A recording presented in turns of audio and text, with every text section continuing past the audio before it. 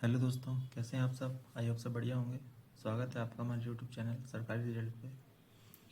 अभी हम मध्यकालीन भारत का इतिहास पढ़ रहे हैं। इसका ये तीसरा लेक्चर है, जिसमें आज हम पढ़ेंगे भारत पर गौरी का आक्रमण।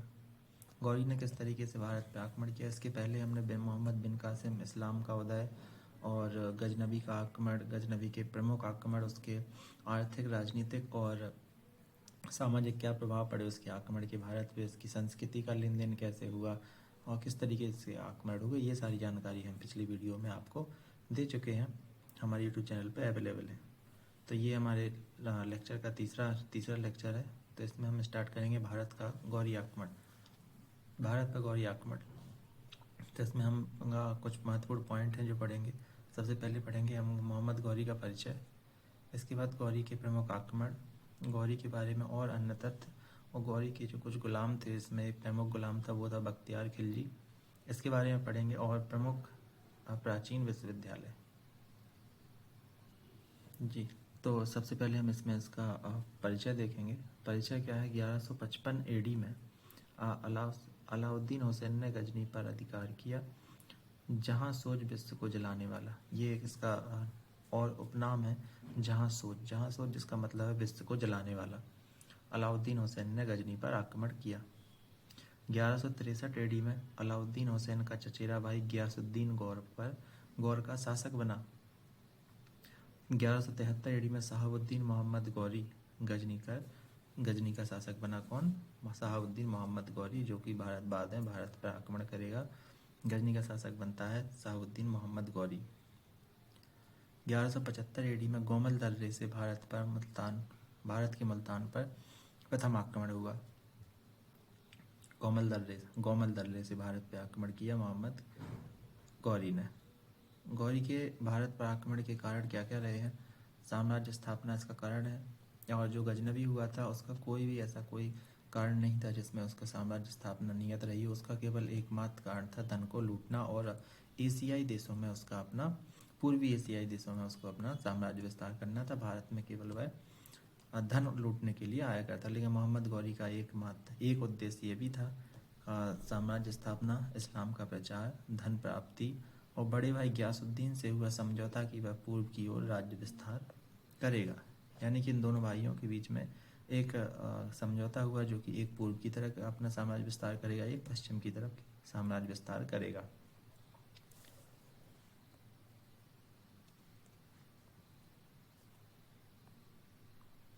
मोहम्मद गौरी के प्रमुख आक्रमण देखेंगे तो इसमें 1175 एडी में जो मुल्तान पर प्रथम आक्रमण किया, इसने करमातियों को हराकर मुल्तान पर कब्जा किया।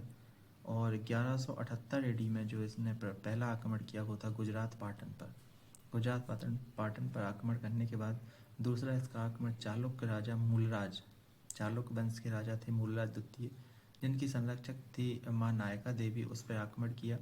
इसके बाद तीसरा जो इसका आक्रमण था वो था कायदरा, माउंट आबू के पास गौरी की पराजय। भारत में पहली बार मोहम्मद गौरी की पराजय कहाँ हुई? कायदरा में मोहम्मद गौरी की पहली बार हार हुई माउंट आबू के पास। 1178 ईस्वी में ही मूलराज द्वितीय के भाई भीम द्वितीय ने मूलराज द्वितीय का स्थान ले लिया। मूलराज द्वितीय की जगह कौन शासक बन गए? भीम द्वितीय। अब इसमें कुछ फेमस युद्ध जो लड़ाइयाँ हुई हैं उनके बारे में चर्चा करेंगे। तो कुछ तराइन के युद्ध हुए हैं, 2 तराइन के युद्ध हुए हैं। पहला तराइन का युद्ध हुआ है 1191 एडी में, दूसरा हुआ है 1192 एडी में, जो मोहम्मद गौरी और पृथ्वीराज के बीच में हुए हैं। 2 तराइन के युद्ध हुए हैं। तराइन के युद्ध कितने हुए? 2 हुए हैं। पहला हुआ 1191 में, दूसरा हुआ 1192 में।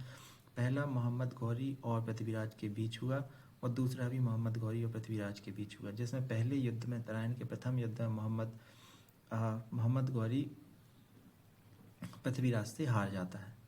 पृथ्वीराज तृतीय की विजय हो जाती है, और तराइन के दूसरे युद्ध में पृथ्वीराज तृतीय हार जाती है और मोहम्मद गौरी जीत जाता है। 1192 के बाद 1194 में चंदावर का युद्ध हुआ। चंदावर में जयचंद की पराजय होती है।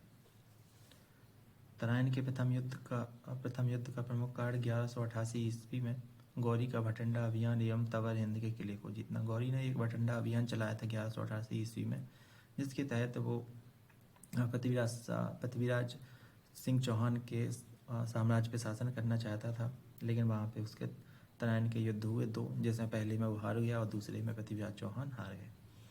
तराइन के दूसरे युद्ध से पहले गौरी ने क़वाम उल मुल्क नामक दूत को पृथ्वीराज चौहान के पास भेजा।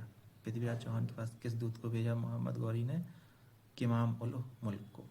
गौरी ने लक्ष्मी आकृति वाले सिक्के चलाए। चंदावर युद्ध के बाद ये क्वेश्चन पूछा जा सकता है आपके, किस युद्ध के बाद मोहम्मद गौरी ने चांदी के सिक्के चलाए या लक्ष्मी जी की आकृति वाले सिक्के चलाए? तो जयचंद को हराकर चंदावर के युद्ध में जयचंद को हराकर मोहम्मद गौरी ने लक्ष्मी आकृति वाले सिक्के चलाए।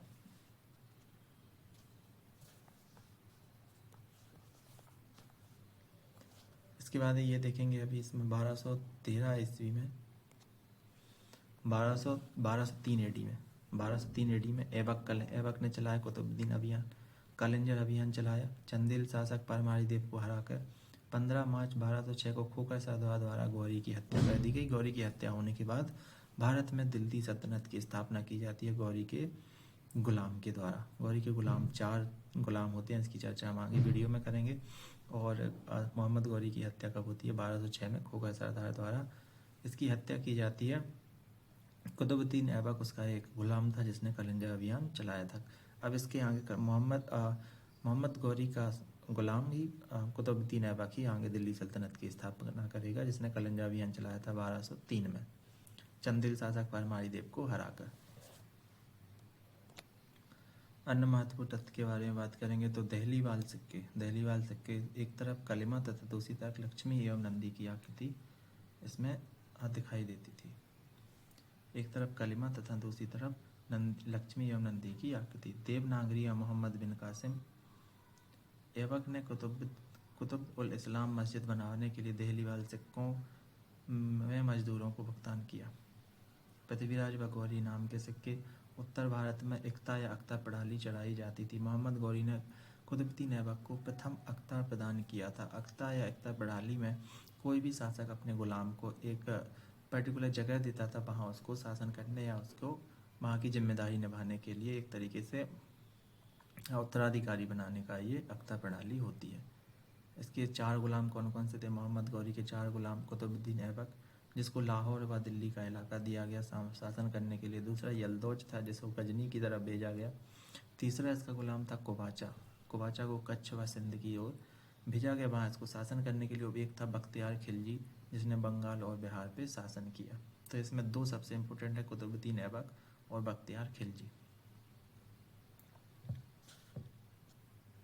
कुछ प्राचीन विश्वविद्यालय के बारे में बात करेंगे तो कुछ प्राचीन विश्वविद्यालय जो थे, एक तक्षशिला था। तक्षशिला जो कि सबसे पुराना विश्वविद्यालय तक्षशिला था। और नालंदा जो है, नालंदा सबसे पहला एक आवासीय विश्वविद्यालय था। नालंदा सबसे पहला आवासीय विश्वविद्यालय और तक्षशिला सबसे पहला विश्वविद्यालय था। इसके बाद विक्रमशिला, वल्लभी, उदंतपुरी और काशी, ये 6 विश्वविद्यालय थे।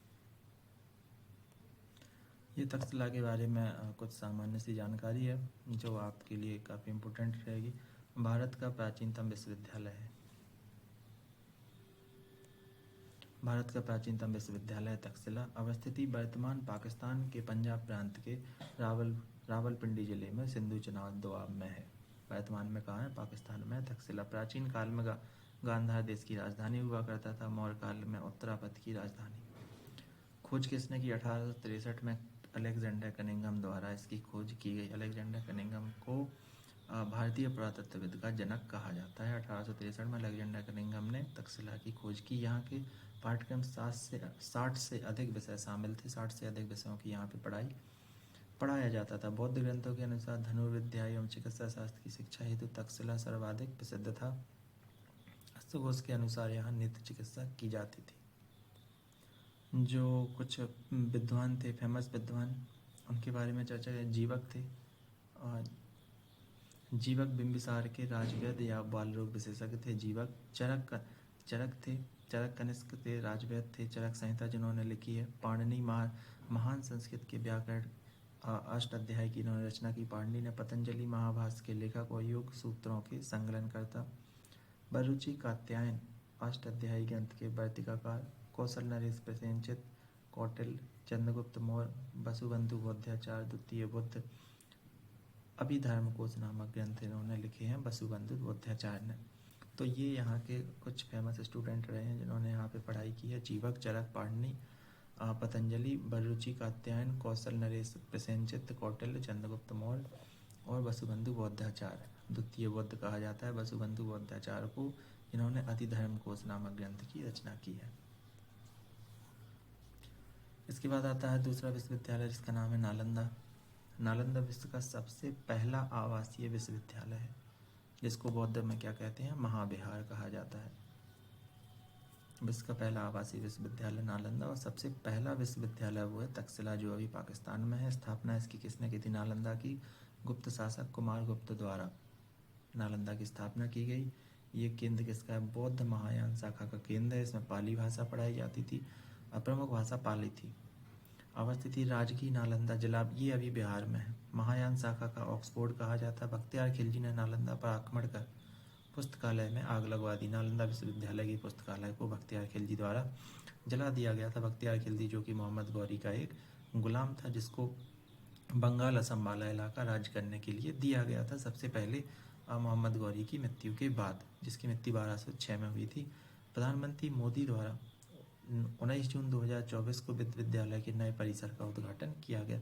अब इसका पुनरुद्धार या पुनर्निर्माण किया जा रहा है। 7वीं शताब्दी में भारत आए चीनी यात्री हेनसांग सीयूकी ने यहाँ 18 महीने रहकर महायान शाखा एवं योग शास्त्र का अध्ययन किया। तो ये चीनी यात्री हेनसांग सबसे लंबे समय तक रहने वाला यहाँ पे यात्री है। विदेशी यात्री जिसने कुमारगुप्त प्रथम को शक्रादित्य के नाम से उल्लेखित किया था। कुमारगुप्त को इसने शक्रादित्य नाम से उल्लेखित किया हेनसांग ने।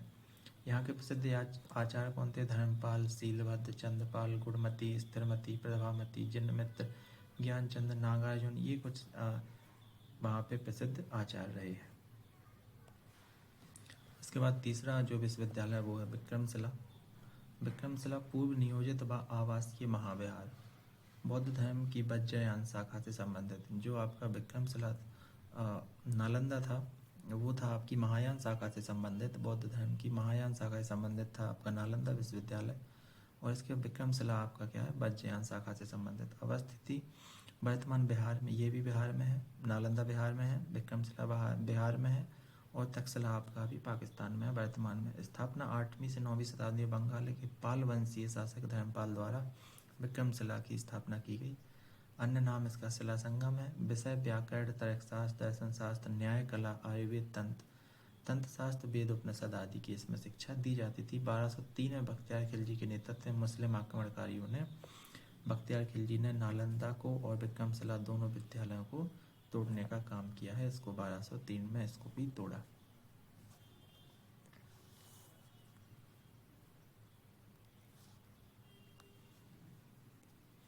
इसके बाद जो चौथा विद्यालय आता है वो वल्लभीपुर हीनयान बौद्ध धर्म शिक्षा का केंद्र है। वल्लभीपुर कौन सी धर्म शिक्षा का केंद्र है? हीनयान का। बौद्ध महायान, हीनयान और वज्रयान, ये 3 शाखाएं हैं बौद्ध धर्म की, जिसमें तीनों विद्यालयों में अलग अलग केंद्र रहे हैं अवस्थित। ये अभी गुजरात में है वल्लभी। 5वीं शताब्दी में मैत्रक वंश के संस्थापक सेनापति भट्टारक ने इसकी स्थापना की थी। विषय दर्शन, विज्ञान, कला, समुद्री विज्ञान आदि पढ़ाए जाते थे। इसमें प्रमुख विद्वान हरिभद्र सूरी, श्रीधराचार्य, भैरवी प्रसिद्ध संस्कृत कवि किरातार्जुनीयम महाकाव्य ने रचना की। श्रीधराचार्य प्रसिद्ध गणितज्ञ रहे हैं। हरिभद्र सूरी प्रतिष्ठित जैन दार्शनिक एवं विद्वान रहे। चीनी यात्री हेनसांग और सिंह द्वारा इसका वर्णन मिलता है वत्सकी का, वल्लभी विद्यालय का। 5वां उदंतपुरी वर्तमान बिहार का प्राचीन नाम है। अवस्थित यहाँ बिहार में भी है ये। 8वीं शताब्दी में पाल शासक धर्मपाल द्वारा इसकी स्थापना की गई थी। बौद्ध शिक्षा केंद्र रहा है। प्रमुख विद्वान दीपंकर, रत्नरक्षित और छात्र, ये सारी चीज़ें। इसके बाद मोहम्मद गौरी की मृत्यु के बाद उसका जो गुलाम होता है वो कुतुबुद्दीन ऐबक, जो दिल्ली सल्तनत की स्थापना करता है। तो दिल्ली सल्तनत के बारे में हम पढ़ेंगे अगली वीडियो में। और ये सारी जानकारी हम आपको जानकारी के स्रोत, प्रमुख वंश कौन से, दिल्ली सल्तनत पे कौन कौन से वंश ने शासक किया, वहाँ का प्रशासन प्रणाली कैसी रही, कला क्या रही, आर्ट्स, ये काफ़ी इंपॉर्टेंट टॉपिक है, तो हम इसको अगली वीडियो में कवर करेंगे। तब तक बने रहिए हमारे चैनल के साथ, वीडियो को लाइक करें, चैनल को सब्सक्राइब करें, अपने दोस्तों के साथ शेयर करें। कैसी लगी हमारी वीडियो हमारे कमेंट सेक्शन में ज़रूर से बताएं। मिलते हैं अगली नई वीडियो में। धन्यवाद।